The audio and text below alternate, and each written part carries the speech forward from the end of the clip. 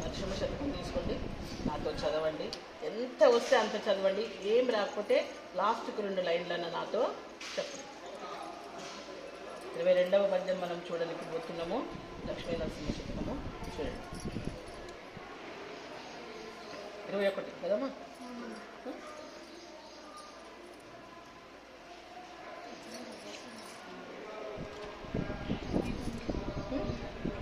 21 కదా?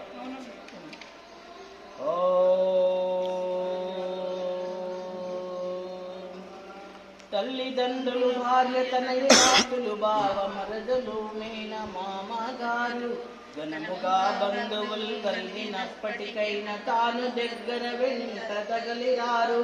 యముని దూతలు ప్రాణమపహరించగబోవ మమతతో పోరాడి మాన్పలేరు. బలగమందరు దుఃఖపడ్డ మాత్రమే గాని ఇచుక ఆయుష్యైన ఇవ్వలేరు. చుట్టముల మీద భ్రమదీసి చూరబెట్టి సతతము మిమ్ము నమ్ముట సార్థకంబు. భూషణ వికాస శ్రీధర్మపుర నివాస దుష్ట సంహార నరసింహ దూరా.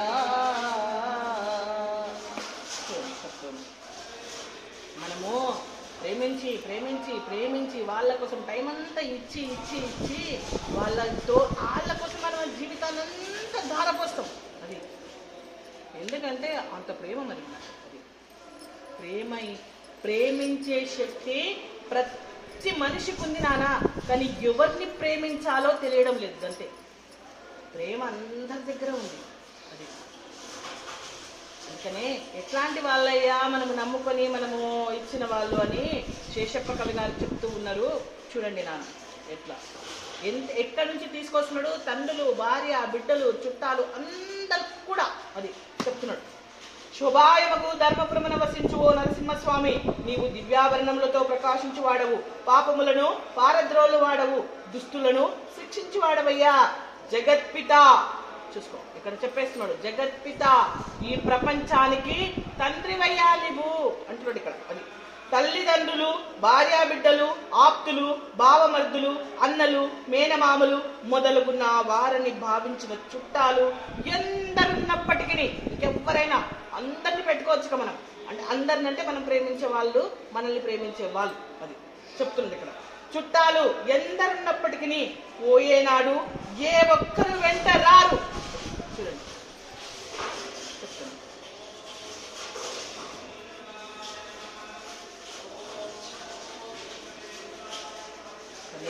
నా మనస్ఫూర్తిగా చెప్తున్నా, ఇప్పటి నుంచైనా మనము భగవంతుని వైపు మలరాలి. ఈ నరసింహ శతకం అన్నా మనల్ని మలపాలి మానసికంగా. ఎందుకంటే ఇప్పుడైనా తెలుసుకోవాలి మనం. నాన్న ప్రేమించాలి. ఒక మాట చెప్తున్నాను. ప్రయాగరాజు యావత్ ప్రపంచమంతా కూడా ప్రయాగ మీద పడ్డారు. నేను కూడా పోయొచ్చు. మరీ చెప్తున్నా, ఇంతకుముందు కూడా చెప్తున్నా. ప్రయాగరాజు పోతే ఏం పర్వాలేదు, పోకపోతే కూడా ఏమీ పర్వాలేదు. పోయినంత మాత్రాన అదృష్టవంతులు కాదు, పోకపోతే దురదృష్టవంతులు అసలే కాదు. నేను ఫస్టే చెప్పిన, ప్రయాగ స్టార్ట్ అయినప్పుడే చెప్పిన, ఇక్కడ జరుగుతున్నదే త్రివేణి సంగమం. భగవంతుని నామము, భగవంతుడు, భక్తుడు. భక్తుడు కనిపిస్తున్నాడు, భగవన్ నామాన్ని ఉచ్చరిస్తున్నాము. భగవంతుడు ఎట్లాగైతే ప్రయాగలో అంతర్వేదిలాగా ఉన్నదో సరస్వతి ఆ విధంగా ఉన్నాడు. కానీ ఇది త్రివేణి సంగమం. సత్యం సత్యం సత్యం, ఇందులో ఏ సందేహము అవసరమే లేదు. ఎందుకంటే భాగవతం మాట ఇది. ఎక్కడైతే భగవన్నామం ఉచ్చరిస్తూ నలుగురు కూర్చుంటారో అదే త్రివేణి సంగమం. కథా త్రివేణి సంగమం. ఆ విధంగా ఎప్పుడు ఇది మనం మర్చిపోవద్దు. ఇది 45 రోజులు ఉంటుంది, కానీ మన జీవితాన్ని ఎప్పుడు వారానికి 2 సార్లు త్రివేణి సంగమంలో మునక వేయిస్తున్నాం మనం. అది ధన్యులం మనం అందరం. నేను మరీ చెప్తున్నా, ఎవరైనా పోనోళ్ళుంటే ఏం బాధపడద్దు. ఎప్పుడు బాధపడాలి తెలుసా? ఏ రోజైనా మనం పారాయణాన్ని మిస్ అయితే ఏంద్రా ఈ సంసారాన్ని వదిలించుకొని ఇంకా 2 గంటలు నేను ఇవ్వలేకపోతున్నా, నా జీవితాన్ని నేను బాగు చేసుకోలేకపోతున్నా అని బాధపడి అంతే. కానీ ప్రయాగ పోకుంటే మాత్రం ఏం బాధపడదు.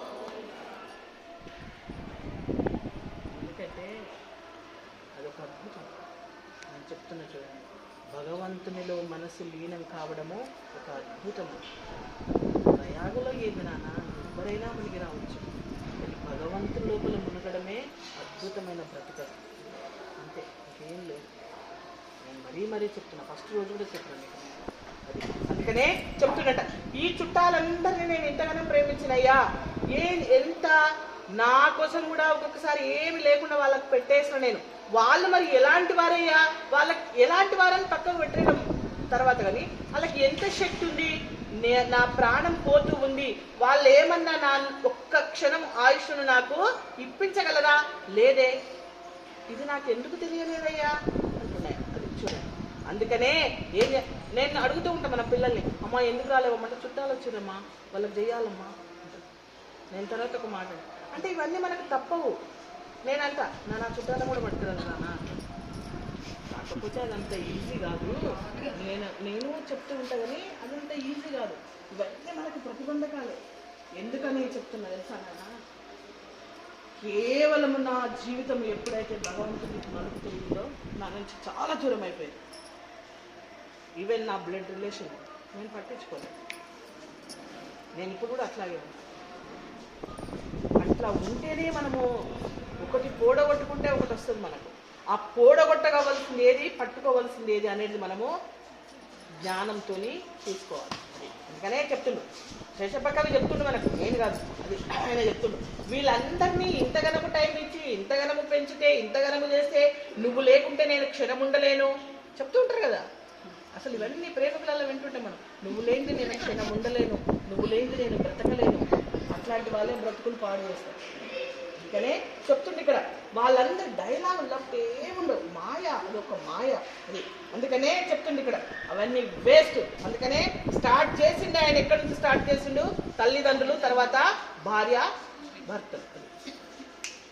నెక్స్ట్ ఎప్పుడో రుణపడి ఉండి మనకు పుట్టి మనతో చేయించుకుంటున్నా మన బిడ్డలు. ఏం లేదు, ఇది మీకు బాధ అనిపించుండొచ్చు, కానీ ఇవన్నీ నగ్న సత్యాలు. అగ్ని కణాలు న్యూస్ పేపర్లో నిలవలేవు, కానీ నిలుపుకోవాలి. నేను మరీ చెప్తాను, దేవుడితో మాట్లాడుతున్నాను. ఇవన్నీ సత్యాలు, ఇవన్నీ మనం వంట పట్టించుకోవడానికి ప్రయత్నం చేయాలి. అందుకనే చెప్తున్నాడు శేషప్ప కవి, వీళ్ళందరూ ఎట్లాంటి వాళ్ళయ్యా, ఎంతవరకు మనతో ఉంటారు అంటే చెప్తున్నాడు. మేనమా తల్లిదండ్రులు, భార్యా బిడ్డలు, ఆప్తులు, బావమర్దులు, అన్నలు, మేనమామలు. ఇప్పుడు సంబంధాలు ఎట్లా ఉన్నాయంటే నాన్న, ఒక సంబంధానికి నేను చూసినా కాబట్టి చెప్తున్నా, నా అనుభవంలో ఉంది. ఒకవేళ ఇద్దరు ఆడపిల్లలు ఉంటారు అనుకో, వాళ్ళ తల్లిదండ్రులు అంటారు, వద్దురా బామ్మర్ది లేడు, ఆ సంబంధం వద్దు మనకు అంటారు. ఏందో పిచ్చి అసలు అర్థమే కాదు నాకు, వద్దురా బామ్మర్దులు ఉండాలి అంటారు. ఎక్కడున్నాం అసలు మనము? ఏం అర్థం కాదు నాకు అసలు నిజంగా. ఏం చేస్తాడు బామ్మర్ది ఉంటే? ఏం చేస్తాడు? ఒక్క పని చేస్తాడు, ఆచారం ఉంటే గనక వాడు నువ్వు తీసుకుపోయి కూర్చుంటే నేను ఎత్తుకుపోయి మండపంలో కూర్చోబెడతాడు. అది ఎవడైనా చేస్తాడు, వాడైనా. ఇప్పుడైతే అది కూడా చేయకుండా అంతవరకే పనికి వస్తాడు, ఏం లేదు. ఇంకొకసారి అప్పుడు ఉండే, ఇప్పుడు ఉన్నాయో లేవో, అల్ల ఉడికిన పోతే కాళ్ళు కడిగి చెప్పులేసి తీసుకొని వస్తాడు. ఇంకేం చేస్తాడు అయ్యా వాడు? ఏమీ చేయలేదు. అందుకనే చెప్తున్నా నేను శేషపక్కవి చెప్తూ ఉన్నాడు ఇక్కడ, వాళ్ళందరూ ఎంతవరకు వస్తారయ్యా అంటే చెప్తున్నాడు. వీళ్ళందరూ కూడా ఏం చేస్తారంటే నాన్న, ఏ ఒక్కరు వెంటరారు, యమభటులు ప్రాణాలు పట్టుకొని పోతూ ఉండగా అడ్డుపడి పోరాడి ఆపలేరు. బంధువులెందరున్నా దుఃఖిస్తారేమో కానీ ఆయుష్నివ్వలేరు. బంధు ప్రీతిని పక్కన పెట్టి నిన్ను నమ్ముకొనుటే అన్ని విధాల శ్రేయస్కరమయ్యా. ఎవరిని? శ్రీ లక్ష్మీ నరసింహ స్వామిని. నువ్వు గనక మమ్మల్ని ఉద్ధరిస్తావేమో, 4 రోజులు నువ్వు గనక బ్రతికిస్తావేమో, ఎందుకంటే ప్రాణదాత అతడే. అది అందుకనే వీళ్ళందరినీ వదిలేసి నా అభిప్రాయం ఏందయ్యా అంటే శేషప్ప కవి చెప్తూ ఉన్నాడు, నిన్ను నమ్ముకుంటా ఉత్తమమయ్యా అని చెప్తుండు. బంధుప్రీతి అనర్థము, భగవత్ ప్రీతి పరమార్థము. మమతలతో చుట్టేసుకున్న యమభటులు ఉచ్చేసి ప్రాణాల్ని లాక్కొని పోయేనాడు. చుట్టాలు కంచు కోటలా చుట్టూ నిలబడినా సాధించేదేమీ ఉండదు. అది చివరి దశలో మేము అక్కడే ఉన్నామయ్యా అంటారు. కానీ ఎవడైనా బ్రతికిస్తాడా? ఎవ్వడు బ్రతికిస్తాడు, బ్రతికించలేడు. అది ఆ శక్తి ఎవరికి లేదు. అది వాడు బ్రతికించాలి అని అనుకుంటాడేమో, కానీ ఆ శక్తి వానికి లేదు నానా. అది అందుకనే చెప్తున్నాడు, చుట్టాలు కంచు కోటలా చుట్టూ నిలబడినా సాధించేది ఏమీ ఉండదు, తమనే తాము రక్షించుకోలేని చుట్టాలు. ఈ రోజు నువ్వు పోయినవు, రేపు వాడినే వాడు రక్షించుకోలేడు, మనల్ని నేను రక్షిస్తాడు అంటుంది ఇక్కడ శేషపకం. తాము రక్షించుకోలేని చుట్టాలు మనల్నేమి రక్షిస్తారు? ఉట్టికెక్కలేనమ్మా స్వర్గానికి ఎక్కుతుందా?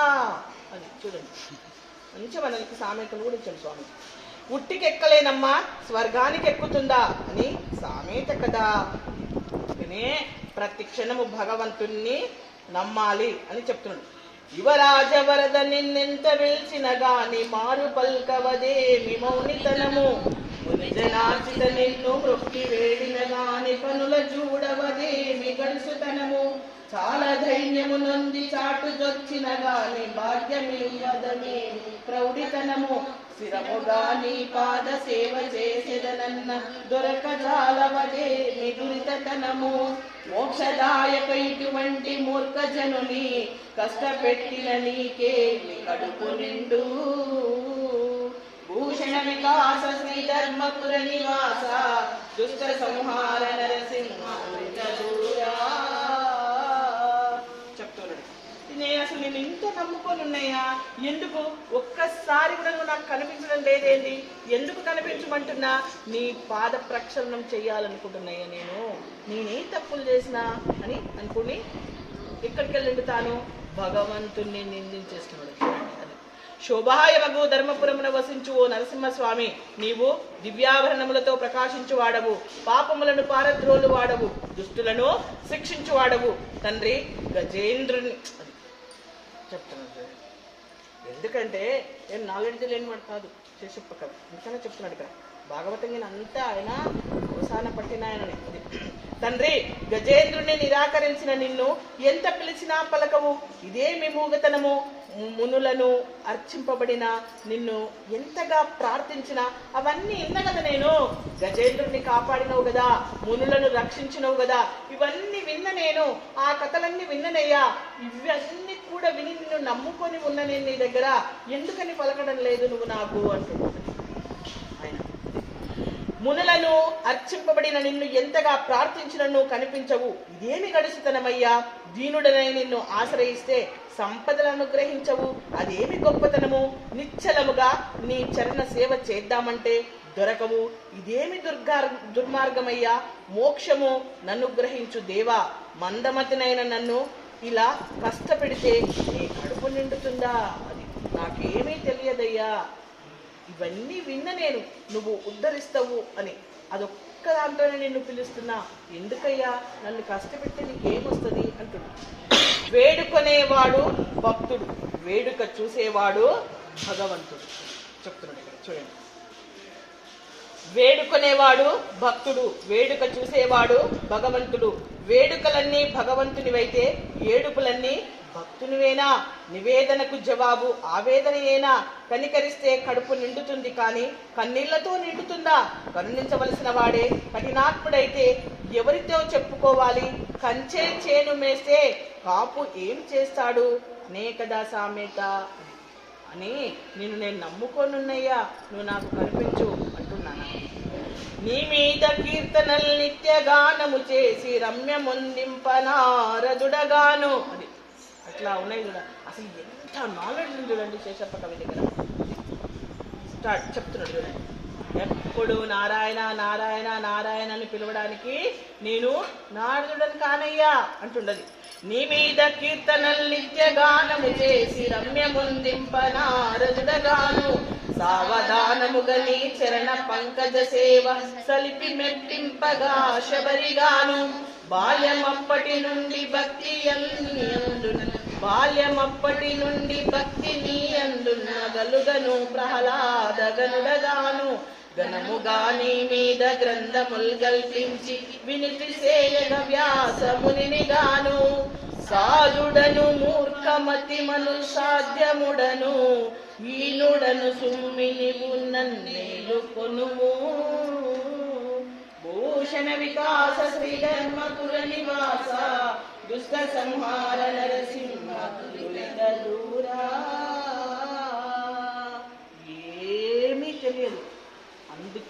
నువ్వు నన్ను ఎదుర్కోవాలి. ఎందుకని? నిన్ను నమ్ముకున్నా కాబట్టి. అది అందుకనే చెప్తున్నాడు. ఏమంటున్నాడు?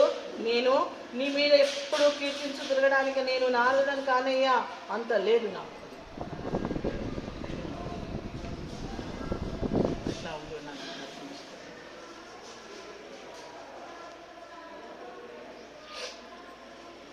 చూవచ్చుతానంద జో ముకుంద లాలి పరమానంద శ్యామ గోవింద జో జో జో జో. స్వామిజీ వాడి పాట.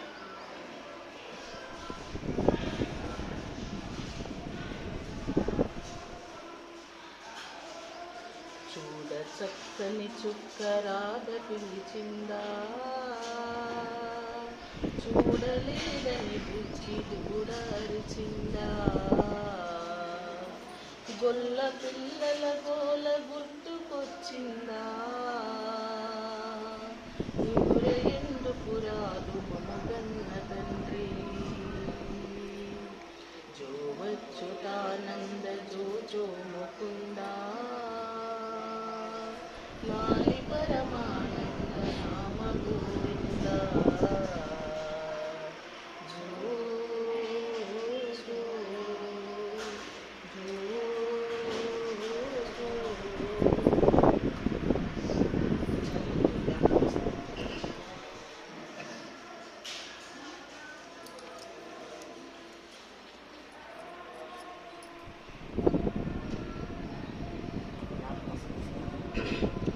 చెప్తున్నాడు. శోభాయమగు ధర్మపురమున వసించు ఓ నరసింహస్వామి, నీవు దివ్యాభరణములతో ప్రకాశించువాడవు, పాపములను పారద్రోలు వాడవు, దుష్టులను శిక్షించువాడవు.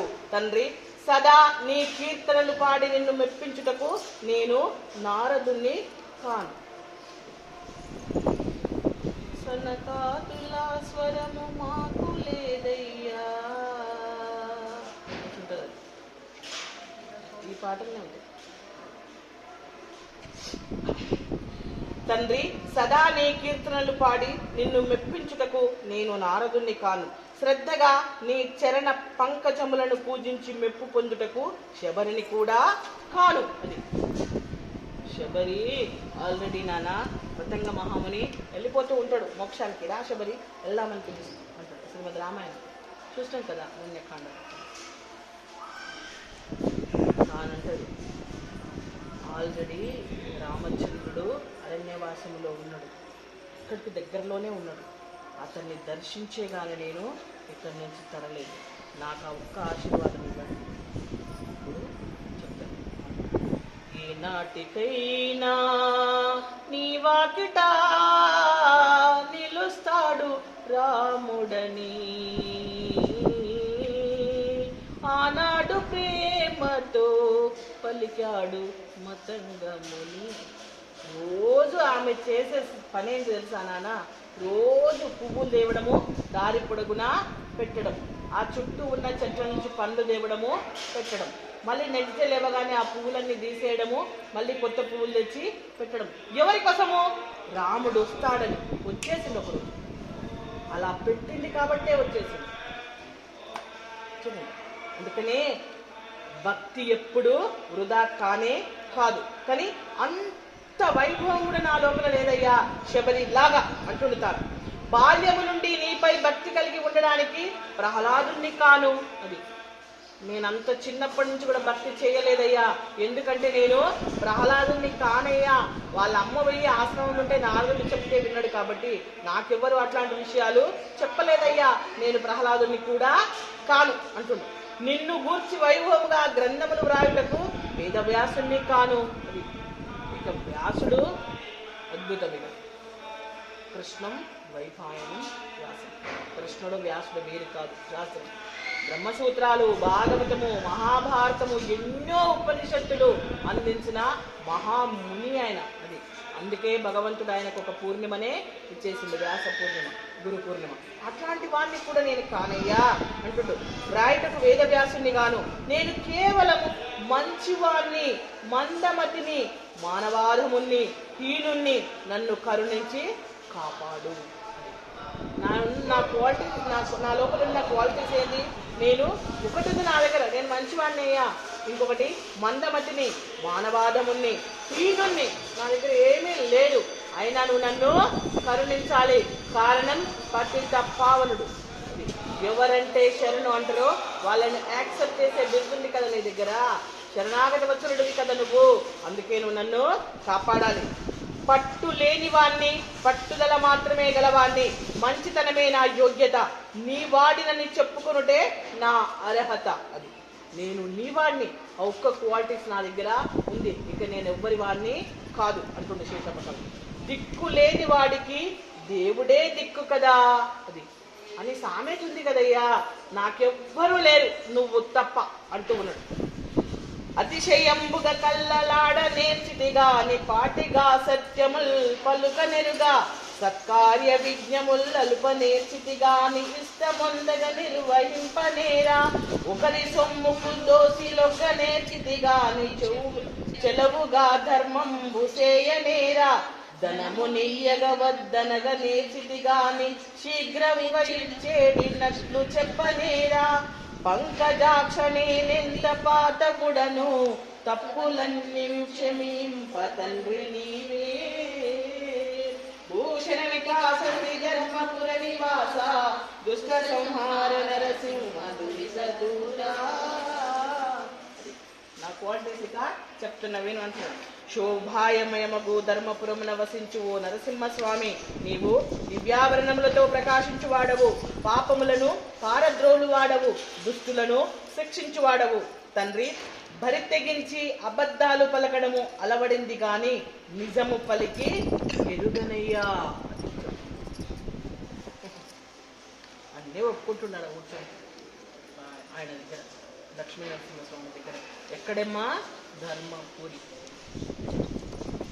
చూడున్న చూడా, క్రోధున్న చూడా, సత్యవచను క్యో చూడు దియా, జూటున్న చూడా, క్రోధున్న చూడా, సత్యవచను క్యో छोड़ दिया, झूठे जग में जी ललचाकर, झूठे जग में जी ललचाकर, असल वतन क्यों छोड़ दिया, नाम जपन क्यों छोड़ दिया, नाम जपन क्यों छोड़ दिया,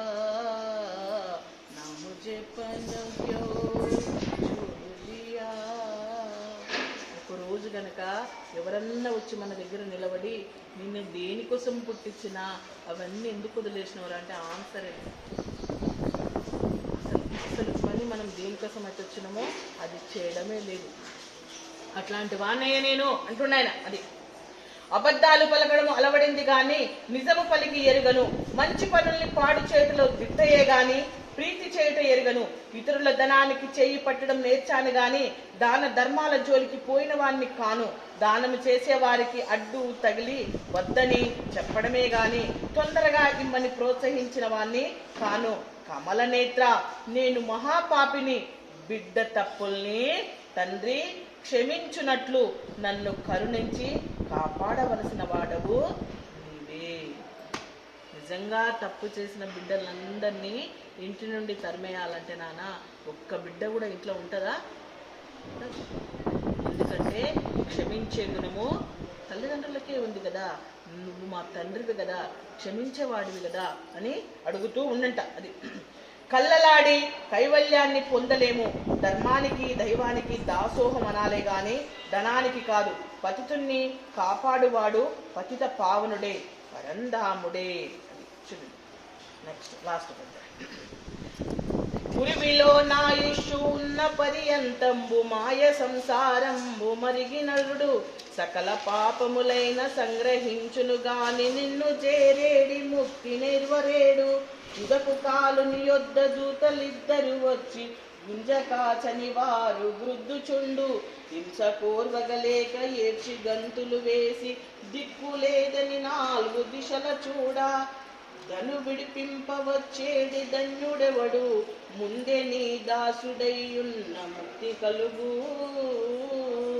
భూషణ వికాస శ్రీధర్మపుర నివాస దుష్ట సంహార నరసింహ దురిత దూరా చెప్తూ ఉన్నాడు. శోభాయమగము ధర్మపురమున వసించు ఓ నరసింహస్వామి, నీవు దివ్యాభరణములతో ప్రకాశించు వాడవు, పాపములను పారద్రోలు వాడవు, దుష్టులను శిక్షించువాడవు. తండ్రి, ఈ లోకములో మానవునికి ఆయుష్ ఉన్నంత వరకు సంసార మాయలో పడి సమస్త పాపములను ప్రోగు చేసుకుంటాడే గాని నిన్ను చేరే మార్గమును మాత్రము పట్టడు. చివరకు యమదూతలిద్దరు వచ్చి ప్రాణాలను ఈడుస్తూ కొడుతూ ఉంటే ఆ బాధను భరించలేక గగ్గోలు పెడుతూ నర్దిక్కుల ఆశ్రయం కోసము అర్రులు సాచిన విముక్తుని గావించే పుణ్యాత్ముడు ఒక్కరూ కనిపించరు. ముందుగానే నీ భక్తుడై ఉండి ఉంటే ఈ బాధ తప్పి ఉండేది కదా అని చెప్తూ ఉన్నది. ఉదాహరణ మార్కండేయుడు. యమపాశం వేస్తే ఎక్కడ ఉంటాడు నాన్న? ఆ స్వామిని పట్టుకొని ఎవరికి పడుతుంది పాశము? ఈశ్వరునికి పడుతుంది, వచ్చేస్తుంది. అందుకని అదేదో ఈ దశలో నిన్ను ఆశ్రయించుకుంటే ముందే ఆశ్రయిస్తే అయిపోతుంది కదయ్యా అంటున్నాయి. సంసారంలో పడితే తప్పు లేదు, సంసారానికి లోబడితే తప్పు, అంతేకాదు ముప్పు కూడా. అన్నీ చేస్తారు సంసారములో మానవులు, భక్తి తప్ప. ఆయువు పట్టు వీడగానే ఆధారపు కీళ్ళన్నీ వీడిపోతాయి, సంసారపు సంఖ్యలన్నీ ఊడిపోతాయి. దగ్గర వారందరూ కనుచూపు దూరంలో ఎక్కడా కనిపించడం లేదు. యమచర దుర్భరం. ఈ స్థితికి రాకముందే జాగ్రత్త పడి ఉంటే ఎంత బాగుండేది, భక్తి చేసి ఉంటే ఎంత హాయిగా ఉండేది. ఇప్పుడు విచారిస్తే ఫలమేముంటుంది? చేతులు కాలిన తర్వాత ఆకులు పట్టుకుంటే ఏమీ లాభం ఉండదు. కదా సామెత.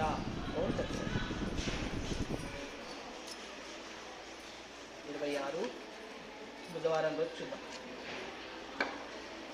బుధవారము శివరాత్రి వస్తుంది, అంతేనా? బుధవారం శివరాత్రి అమావాస్య.